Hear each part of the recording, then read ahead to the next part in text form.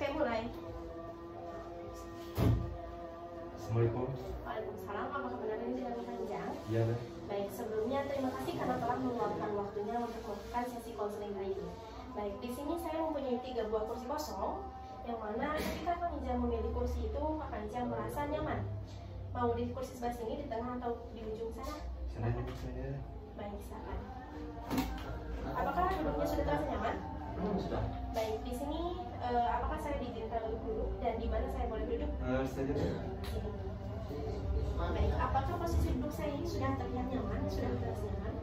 Baik, terima kasih karena telah mengizinkan saya duduk. Sebelumnya, izin memperkenalkan diri terlebih dahulu. Perkenalkan, nama saya Febrianti Ruzakia, salah satu mahasiswi dari program studi bimbingan dan konseling Fakultas Keguruan dan Ilmu Pendidikan Universitas Muhammadiyah Tasikmalaya. Baik, apakah boleh akan Ijang ini memperkenalkan diri terlebih dahulu? Boleh buka masker? Ya, boleh, silakan. Teteh izin perkenalan diri. Perkenalkan, nama saya Jamal Rizky dari Kampung Malacir. Saya berkuliah dari Universitas Tasikmalaya. Saya jurusan Prodi Manajemen. Baik, terima kasih. Sebelum biasanya nih Kang Ijang ini dipanggil apa? Ijang aja. Ijang aja. Baik, Kang Ijang, apakah sebelumnya melakukan sesi konseling ini saya telah menerima intake form yang telah isi, yang mana di dalamnya ternyata banyak sekali permasalahan yang Kang punya. Namun Kang ini sangat luar biasa karena telah bersedia melakukan sesi konseling ini secara langsung. Baik, sebelumnya apakah pernah melakukan sesi konseling? Baik, izinkan saya sedikit menyampaikan informasi tentang bimbingan konseling dan layanan konseling. Sebelumnya, bimbingan konseling ini merupakan upaya, suatu proses upaya pemberian bantuan yang dilakukan melalui wawancara, dilakukan oleh konselor, yaitu yang memberi bantuan kepada orang yang membutuhkan atau orang yang mempunyai masalah, yaitu konseling. Dan untuk layanan konselingnya itu biasanya berlangsung 45 sampai 60 menit. Dan kalau boleh tahu, siapa saja sih yang boleh mengetahui layanan konseling kali ini? Keluarga sama teman. Baik, berarti yang boleh mengetahui kita mempunyai layanan konseling, kita melakukan sesi konseling kali ini hanya kakak, saya sebagai konselor, dan keluarga, seperti itu.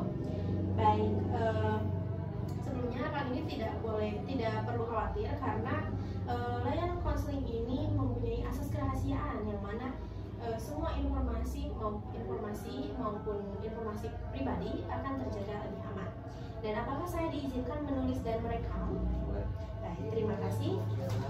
Sebelumnya terima kasih karena telah mempercayai saya sebagai konselor untuk membantu menyelesaikan permasalahan kami. Nah, kalau boleh tahu dan boleh diceritakan kembali, permasalahan apa sih yang ingin kita bahas kali ini? Yang pertama teh, saya itu kan baru berusia 20 tahun. Iya. Terus sekarang saya mau menginjak 21 tahun. Nah, yang jadi permasalahan itu saya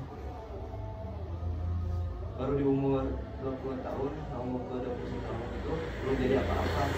Sedangkan orang lain baru umur 20 tahun sudah mempunyai karir, sudah mempunyai usaha. Sedangkan saya belum bisa jadi apa-apa. Jadi Akang ini merasa khawatir karena di usia yang akan menginjak 21 tahun ini belum mempunyai jenjang karir seperti itu. Apakah ada permasalahan lain yang ingin diceritakan? Ada. Silakan. Ya, saya kalau misalkan sedang di kota baru ya, misalkan di Bandung, kalau ketika ingin mau berbicara ke orang baru suka malu, suka tidak pede aja. Kalau misalkan mau bertanya apa nih, kadang suka grogi nih, kadang takut salah itu apa gitu, takut menyinggung orang lain.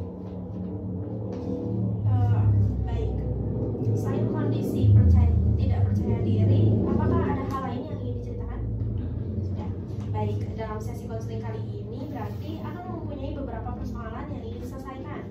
Untuk yang pertama yaitu merasa khawatir karena di usia yang menginjak 21 tahun belum mempunyai jenjang karir, seperti itu. itu. Dan untuk permasalahan yang kedua, merasa gemetar atau merasa khawatir karena tidak percaya diri berbicara di depan umum, seperti itu. Baik, dalam sesi kali ini kira-kira persoalan yang mana dulu nih yang ingin diselesaikan? Gimana? Percaya diri dulu. Tidak percaya diri. Nah, biasanya tidak percaya diri ini karena apa? Atau biasanya di mana nih kejadiannya gitu? Ya kadang di tempat umum, kalau enggak di kampus. Di kampus, bagaimana nih kalau di kampus? Sebenarnya kalau misalkan ingin berpresentasi, ya. Kadang kalau misalkan mau memparahkan materi itu suka malu. Kadang-kadang kalau udah ada di pikiran suka hilang itu kalau materinya. Suka kadang merasa gemetar ketika presentasi. Itu apakah ada hal lain?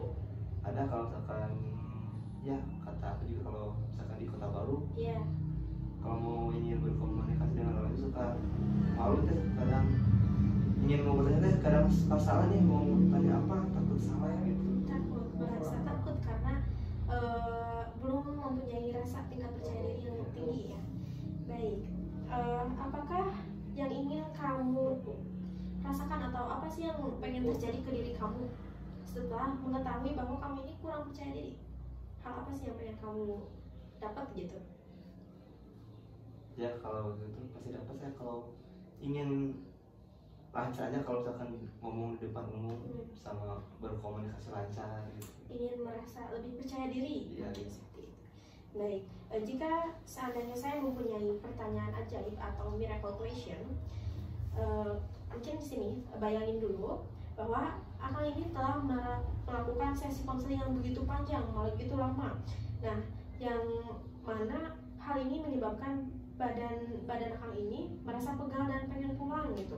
Nah, ketika pulangnya kemana nih? Ke rumah atau ke kosan? Ke rumah. Nah, ketika pulang ke rumahnya itu akang itu lagi rebahan, tapi malah ketiduran karena terlalu nyaman dan capek.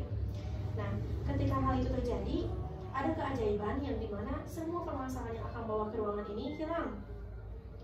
Nah, kira-kira pertanda atau permasalahan itu selesai apa sih? Apa sih gitu? Atau misalkan ciri-ciri atau suatu kriteria permasalahan itu selesai itu bagaimana sih gitu, menurut kamu? Saya sudah pede berprestasi di kampus. Ya mungkin apakah ada orang lain yang lihat perkembangan perubahan? Ada. Siapa? Teman dekat, keluarga. Baik, teman dekat dan keluarga. Apa sih yang teman dekat dan keluarga lihat ketika melihat akang ini mempunyai suatu keajaiban yang dimana merasa lebih percaya diri dari sebelumnya? Ketika temannya tuh melihat saya lancar saat presentasi. Baik, saya ingin membayangkan bahwa jika ada suatu infokus nih, ada suatu infokus atau layar lebar yang mana di layar itu menayangkan bahwa gambaran diri kamu. Nah, kira-kira gambaran diri kamu yang bagaimana sih yang ada di layar infokus atau layar putih itu? Kira-kira gambaran diri seperti apa? Saya sedang berdiri dengan membawa keluarga saya. Nah, berdiri bersama keluarga. Kira-kira berdiri untuk melihat apa nih kira-kira? Berdiri melihat sudah ada perusahaan. Ya, boleh dilanjutkan nggak? Sudah perusahaan.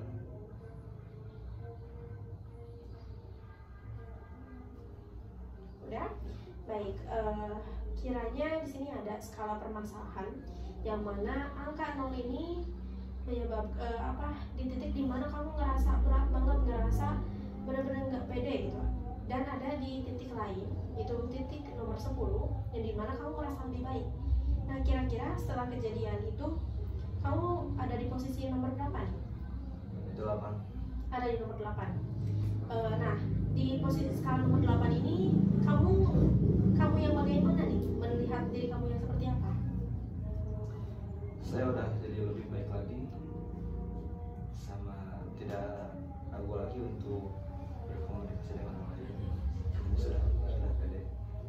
Baik, pada sesi konseling kali ini kamu ingin berada di skala berapa untuk menjadi lebih baik dari skala sebelumnya?